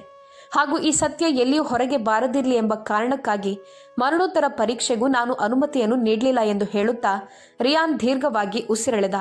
ಅನಂತರ ಅವನು ತನ್ನ ಮಾತನ್ನು ಮುಂದುವರಿಸುತ್ತಾ, ಹೀಗೆ ನೀವೆಲ್ಲರೂ ನಾನು ಮರಣೋತ್ತರ ಪರೀಕ್ಷೆಗೆ ಒಪ್ಪಲಿಲ್ಲ ಎಂಬ ಕಾರಣಕ್ಕೆ ಅವಳಿಗೆ ಏನಾಯಿತೋ ಅದಕ್ಕೆ ನಾನೇ ಜವಾಬ್ದಾರ ಅಂತ ಭಾವಿಸಿದ್ದೀರಿ. ಸರಿ, ಅದೇನೇ ಇರಲಿ. ಈಗ ನಾನು ನಿಮ್ಮಲ್ಲಿ ಒಂದು ವಿಚಾರವನ್ನು ಹೇಳಲು ಬಯಸ್ತಿದ್ದೇನೆ. ನಾನು ನಿನ್ನ ಸಹೋದರಿಯ ಸಾವಿನ ಸತ್ಯವನ್ನು ಹೇಳಿದ ಮೇಲೆ ನಿನಗೆ ನನ್ನ ಮೇಲೆ ನಂಬಿಕೆ ಬಂದಿದ್ರೆ ನನ್ನ ಹೆಂಡತಿಯಾಗಿ ನನ್ನೊಂದಿಗೆ ಇರು. ಹಾಗೊಂದು ವೇಳೆ ನಿನಗೆ ನಾನು ಸುಳ್ಳು ಹೇಳುತ್ತಿದ್ದೇನೆ ಅಂತ ಅನ್ನಿಸಿದ್ರೆ ಮುಂದಿನ ನಿರ್ಧಾರವನ್ನು ನಾನು ನಿನಗೆ ಬಿಟ್ಟು ಬಿಡ್ತಿದ್ದೇನೆ. ಹಾಗೆ ಇನ್ನೂ ಕೂಡ ನಿನ್ನ ಸಹೋದರಿಯ ಕೊಲೆಗಾರ ನಾನೇ ಅಂತ ನಿನಗೆ ಅನ್ನಿಸಿದ್ರೆ ಸರಿ, ನಾನು ನಿನ್ನನ್ನು ಸಹ ಬಿಟ್ಟು ಬಿಡುತ್ತೇನೆ. ಆದರೆ ಸಿಯಾ, ನಾನು ನಿನ್ನನ್ನು ಪ್ರೀತಿಸಲು ಪ್ರಾರಂಭಿಸಿದ್ದೇನೆ ಎಂಬುದನ್ನು ಮಾತ್ರ ಮರಿಬೇಡ ಎಂದು ಹೇಳುತ್ತಾ ಅವನು ಸಹ ಅಲ್ಲೇ ಗೋಡೆಗೆ ಅಂಟಿಕೊಂಡು ಕುಳಿತುಕೊಂಡ. ಇತ್ತ ಸಿಯಾ ರಾತ್ರಿಯಿಡೀ ಅಳುತ್ತಾ ಕುಳಿತುಕೊಂಡು ಕೇವಲ ಆರುಷಿಯ ಬಗ್ಗೆ ಮಾತ್ರ ಯೋಚಿಸಲು ಪ್ರಾರಂಭಿಸ್ತಾಳೆ. ಆಗ ಅವಳಿಗೆ ಆರುಷಿಯ ವರ್ತನೆಗಳೆಲ್ಲವೂ ನೆನಪಿಗೆ ಬರುತ್ತದೆ. ಅವಳು ಯಾರೋ ಹುಡುಗನೊಂದಿಗೆ ಆಗಾಗ ಫೋನಿನಲ್ಲಿ ಮಾತನಾಡುತ್ತಿದ್ದಳು ಎಂಬ ಅನುಮಾನ ಸಿಯಾಳಿಗೆ ಮೊದಲೇ ಇತ್ತು. ಯಾಕಂದ್ರೆ ಸಿಯಾ ಕೋಣೆಗೆ ಬಂದಾಗ್ಲೆಲ್ಲ ಆರುಷಿ ಆ ಫೋನನ್ನು ತಕ್ಷಣವೇ ಕಟ್ ಮಾಡಿ ಬಿಡುತ್ತಿದ್ದಳು. ಅಲ್ಲದೆ ಕೆಲವೊಮ್ಮೆ ಕಾಲೇಜಿಗೆ ಹೋಗುವಾಗ ಅವಳು ತನ್ನ ಬ್ಯಾಗ್ನಲ್ಲಿ ಗಿಫ್ಟ್ ಬ್ಯಾಗ್ ಇಟ್ಟುಕೊಳ್ಳುತ್ತಿದ್ದಳು. ಹಾಗೆ ಸಿಯಾ ಜೊತೆ ಶಾಪಿಂಗ್ಗೆ ಹೋಗಿ ಪರ್ಫ್ಯೂಮ್ ಅಥವಾ ಪುರುಷರ ಕೈಗಡಿಯಾರಗಳನ್ನೆಲ್ಲ ಖರೀದಿಸುತ್ತಿದ್ದಳು. ಆಗೆಲ್ಲ ಸಿಯಾ ಅನುಮಾನದಿಂದಲೇ ಅದೆಷ್ಟೋ ಸಲ ಇದೆಲ್ಲ ಯಾರಿಗೆ ಅಂತ ಕೇಳಿದ್ದೂ ಇದೆ. ಆದರೆ ಆರುಷಿ ನಗುತ್ತಾ ನನ್ನ ಸ್ನೇಹಿತೆ ತನ್ನ ಭಾವಿ ಪತಿಗಾಗಿ ಆರ್ಡರ್ ಮಾಡಿದ್ದಾಳೆ ಎಂಬ ನೆಪಗಳನ್ನು ಹೇಳುತ್ತಿದ್ದಳು ಎಂಬುದು ಅವಳಿಗೆ ನೆನಪಾಯಿತು. ಈ ರೀತಿ ಸಿಯಾ ಅವಳ ಹಳೆಯ ಜೀವನವನ್ನು ನೆನಪಿಸಿಕೊಂಡಂತೆ ಅವಳ ಕಣ್ಣುಗಳಲ್ಲಿ ನೀರು ತುಂಬಿಕೊಂಡಿತು. ಅವಳು ಅಲ್ಲೇ ನೆಲದ ಮೇಲೆ ಕುಳಿತು ಗಟ್ಟಿಯಾಗಿ ಅಳಲು ಪ್ರಾರಂಭಿಸಿದಳು. ಆಗ ಅವಳ ಧ್ವನಿ ಕೇಳಿ ಎಚ್ಚರಗೊಂಡ ರಿಯಾನ್ ಒಮ್ಮೆಲೆ ಎದ್ದು ಅವಳ ಪಕ್ಕದಲ್ಲಿ ಕುಳಿತುಕೊಳ್ಳುತ್ತಾ, ಏನಾಯ್ತು ಸಿಯಾ? ನಾನು ಸುಳ್ಳು ಹೇಳುತ್ತಿದ್ದೇನೆ ಅಂತ ನಿನಗೆ ಈಗಲೂ ಅನ್ನಿಸ್ತಿದ್ಯಾ? ನೋಡು, ನನ್ನ ಅಪ್ಪ ಅಮ್ಮನ ಮೇಲೆ ಆಣೆ ಮಾಡಿ ಹೇಳ್ತಿದ್ದೇನೆ, ನನ್ನ ಪ್ರತಿಯೊಂದು ಮಾತು ಸತ್ಯ. ಅಲ್ಲದೆ ನಾನು ಆರುಷಿಯನ್ನು ಆಸ್ಪತ್ರೆಯಿಂದ ಮನೆಗೆ ಕರೆತಂದಾಗಿನಿಂದಲೂ ನೀನು ಸಹ ನನ್ನ ಮೇಲೆ ಅನುಮಾನ ಪಡ್ತಿದ್ದೆ ಅಂತ ನನಗೆ ಗೊತ್ತಿದೆ. ಈಗ ನಾನು ನಿನ್ನ ಮೇಲೆ ಭರವಸೆ ಇಟ್ಟು ಇದೆಲ್ಲ ನಿನಗೆ ಹೇಳಿದ ಮೇಲೂ ನಾನು ತಪ್ಪು ಮಾಡಿದ್ದೇನೆ ಅಂತ ನಿನಗೆ ಅನ್ನಿಸ್ತಿದ್ಯಾ? ನಾನು ಮರಣೋತ್ತರ ಪರೀಕ್ಷೆ ಮಾಡಿಸಲಿಲ್ಲ ಎಂಬ ಒಂದೇ ಒಂದು ಕಾರಣಕ್ಕಾಗಿ ನೀವೆಲ್ಲ ನನ್ನನ್ನು ಅಪರಾಧಿಯನ್ನಾಗಿ ನೋಡುತ್ತಿದ್ದೀರಿ. ಆದರೆ ಆರುಷಿ ತನ್ನ ಕುಟುಂಬಕ್ಕೆ ಸತ್ಯ ತಿಳಿಬಾರ್ದು ಅಂತ ಬಯಸಿದ್ಲು. ಆದರೆ ಈಗ ನಾನು ನಿನಗೆ ಎಲ್ಲವನ್ನು ಹೇಳುತ್ತಿದ್ದೇನೆ. ಯಾಕಂದರೆ ನಾನು ನಿನ್ನೊಂದಿಗೆ ನನ್ನ ಜೀವನವನ್ನು ಕಳೆಯಬೇಕು ಅಂತ ಬಯಸ್ತಿದ್ದೇನೆ. ಅಲ್ಲದೆ ಆ ದಿನ ನೀನು ನನ್ನ ಆಫೀಸ್ಗೆ ನನ್ನನ್ನು ಹುಡುಕಿಕೊಂಡು ಬಂದಂಥ ಆ ಸಮಯದಲ್ಲಿ ನೀನು ನನಗೆ ವಿಶೇಷವಾಗಿರಲಿಲ್ಲ. ಆದರೆ ಇಂದು ನೀನು ನನಗೆ ತುಂಬ ಮುಖ್ಯವಾಗಿದ್ದಿ. ಹಾಗಾಗಿ ಸಿಯಾ, ಹೇಳು, ನಿನಗೆ ನಾನು ಸುಳ್ಳು ಹೇಳುತ್ತಿದ್ದೇನೆ ಅಂತ ಅನ್ನಿಸ್ತಿದ್ಯಾ ಎಂದು ಒಮ್ಮೆ ಹೇಳು ಸಾಕು ಅಂತ ಕೇಳಿಕೊಂಡ. ಆದರೆ ಸಿಯಾಗೆ ರಿಯಾನ್ ಸುಳ್ಳು ಹೇಳುತ್ತಿಲ್ಲ. ಬದಲಾಗಿ ಅವನು ಆರುಷಿಯ ಗೌರವವನ್ನು ಉಳಿಸುವುದಕ್ಕೋಸ್ಕರ ತನ್ನ ಗೌರವವನ್ನೇ ಪಣಕ್ಕಿಟ್ಟಿದ್ದಾನೆ. ಹಾಗೂ ಅವನೆಲ್ಲರಿಗೂ ಸತ್ಯವನ್ನು ಹೇಳಿದರೆ ಬಹುಶಃ ಇವತ್ತು ಯಾರೂ ಸಹ ಅವಳನ್ನು ನೆನಪಿಸಿಕೊಳ್ಳುತ್ತಿರಲಿಲ್ಲ ಎಂಬುದು ಸಿಯಾಳಿಗೆ ಅರ್ಥವಾಗಿತ್ತು. ಹಾಗಾಗಿ ಅವಳು ಅಳುತ್ತಾ ರಿಯಾನ್ ಮುಂದೆ ಕೈ ಜೋಡಿಸಿ, ನನ್ನನ್ನು ಕ್ಷಮಿಸಿ, ನಾನು ನಿಮ್ಮನ್ನು ತಪ್ಪಾಗಿ ಅರ್ಥೈಸಿಕೊಂಡೆ ಅಂತ ಹೇಳುತ್ತಾ ಬಿಕ್ಕಿ ಬಿಕ್ಕಿ ಅಳತೊಡಗಿದಳು. ಹಾಗೂ ಅದನ್ನು ಕೇಳಿಸಿಕೊಂಡ ರಿಯಾನ್ ದೀರ್ಘವಾಗಿ ಉಸಿರೆಳೆದು, ಒಂದು ವೇಳೆ ಆರುಷಿ ನನ್ನಿಂದ ಈ ಮಾತನ್ನು ಪಡೆಯದಿರುತ್ತಿದ್ದರೆ ನಾನು ಸತ್ಯವನ್ನು ಮೊದಲೇ ಎಲ್ರಿಗೂ ಹೇಳ್ತಿದ್ದೆ. ಹಾಗೂ ಮರಣೋತ್ತರ ಪರೀಕ್ಷೆಯನ್ನು ಸಹ ನಿಲ್ಲಿಸಬೇಕಾದ ಅವಶ್ಯಕತೆ ಇರಲಿಲ್ಲ. ಹಾಗೆ DNA ಪರೀಕ್ಷೆಯಿಂದ ನಾನು ನಿರಪರಾಧಿ ಅಂತ ಆಗಲೇ ಸಾಬೀತುಪಡಿಸ್ತಿದ್ದೆ. ಆದರೆ ನಾನು ಅವಳ ಕೊನೆಯ ಆಸೆಯನ್ನು ಗೌರವಿಸಿ ಹೀಗೆಲ್ಲ ಮಾಡಿದೆ ಅಂತ ಹೇಳುತ್ತಾ ಅವನು ಸಿಯಾಳ ಕೈಗಳನ್ನು ತನ್ನ ಕೈಗಳಲ್ಲಿ ತೆಗೆದುಕೊಂಡು ತನ್ನ ತುಟಿಗಳಿಗೆ ಒತ್ತಿದ. ಹಾಗೂ ಇನ್ನೆಷ್ಟು ದಿನ ನನ್ನನ್ನು ಪರೀಕ್ಷಿಸ್ತೀಯ ಅಂತ ಸಿಯಾಳಲ್ಲಿ ಕೇಳುತ್ತಾ ಅವನವಳನ್ನು ತನ್ನ ಪ್ರೀತಿಯ ಕಣ್ಣುಗಳಿಂದ ನೋಡಿದ. ಸಿಯಾ ಕೂಡ ರಿಯಾನ್ನ ಕೈಗಳನ್ನು ಹಿಡಿದು ಅಳುತ್ತಾ, ನೀವು ನಿಜವಾಗಿಯೂ ತುಂಬಾ ಒಳ್ಳೆಯ ವ್ಯಕ್ತಿ, ನಾನೇ ನಿಮ್ಮನ್ನು ತಪ್ಪಾಗಿ ಅರ್ಥ ಮಾಡಿಕೊಂಡೆ ಎಂದು ಹೇಳುತ್ತಾ ಅವಳು ನಿಧಾನವಾಗಿ ಅವನ ಪಕ್ಕದಲ್ಲಿ ಕುಳಿತಳು. ಮತ್ತು ಈ ರಹಸ್ಯವನ್ನು ಅವರಿಬ್ಬರೂ ಯಾವಾಗಲೂ ತಮ್ಮ ಹೃದಯದಲ್ಲಿ ಕಾಪಾಡಿಕೊಂಡರು. ಆರುಷಿಯ ನೆನಪಿನೊಂದಿಗೆ ಈ ಒಂದು ಪಾಠ ನಿಮಗೆಲ್ರಿಗೂ ನೆನಪಿರಲಿ. ಯಾವುದೇ ಪರಿಸ್ಥಿತಿಯ ಆಧಾರದ ಮೇಲೆ ತಕ್ಷಣವೇ ನಿರ್ಧಾರ ತೆಗೆದುಕೊಳ್ಬೇಡಿ. ಪ್ರತಿಯೊಬ್ಬರ ಕಥೆಯ ಹಿಂದೆ ಒಂದು ಕಾರಣವಿರುತ್ತದೆ. ಹಾಗೂ ಆ ಸತ್ಯವನ್ನು ಅರ್ಥ ಮಾಡಿಕೊಳ್ಳಲು ಪ್ರಯತ್ನಿಸುವುದು ಬುದ್ಧಿವಂತಿಕೆಯಾಗಿದೆ. ಸರಿ, ಹಾಗಾದ್ರೆ ಸ್ನೇಹಿತರೆ, ಈ ಕತೆ ನಿಮ್ಮ ಹೃದಯವನ್ನು ಮುಟ್ಟಿದೆ ಅಂತ ನಾನು ಅಂದುಕೊಳ್ಳುತ್ತಿದ್ದೇನೆ. ಹಾಗೆ ಈ ಕತೆ ನಿಮಗೆ ಇಷ್ಟವಾಗಿದ್ದಲ್ಲಿ ಇದನ್ನು ಆದಷ್ಟು ಶೇರ್ ಮಾಡಿ, ಲೈಕ್ ಮಾಡಿ ಹಾಗೂ ನಮ್ಮ ಚಾನಲನ್ನು ಸಬ್ಸ್ಕ್ರೈಬ್ ಮಾಡ್ಕೊಳ್ಳಿ. ಕಾಮೆಂಟ್ ಮೂಲಕ ನಿಮ್ಮ ಅಭಿಪ್ರಾಯಗಳನ್ನು ನಮಗೆ ತಿಳಿಸಿ. ಕಥೆಯನ್ನು ಪೂರ್ತಿಯಾಗಿ ಕೇಳಿದ್ದಕ್ಕಾಗಿ ಧನ್ಯವಾದಗಳು.